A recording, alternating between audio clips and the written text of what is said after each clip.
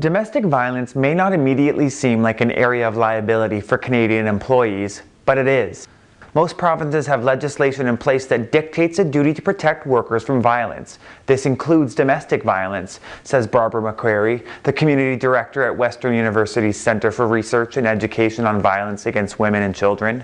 You have an obligation to take every precaution reasonable in the circumstances to prevent injuries and accidents, and again in Ontario specifically to prevent injury as a result of domestic violence. So if you can't show that you've taken every precaution reasonable, then you have liability there. Organizations need to be aware of their employees' wellness because there are many implications for business. Barbara says this includes reduced productivity, reduced employee morale, and the general safety of all workers. But there are warning signs employers and HR can look out for. So some typical warning signs might be an employee who's had a very solid performance and now they're distracted, they're making errors, and there's no obvious reason why in terms of what's happening in the workplace. Could be somebody who's showing up for work late a lot or missing work quite often. It could be an employee who's receiving a lot of harassing telephone calls.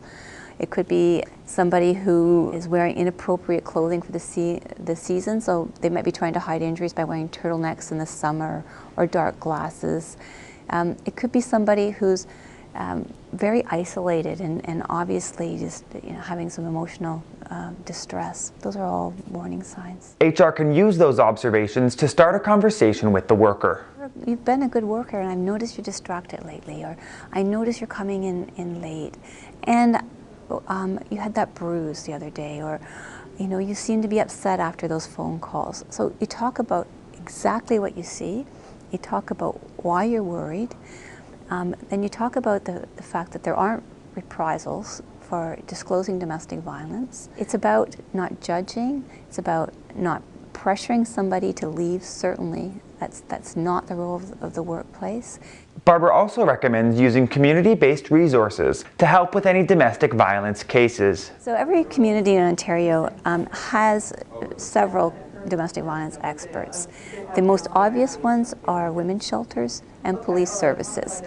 Some communities will have counseling services or specialized advocacy agencies as well.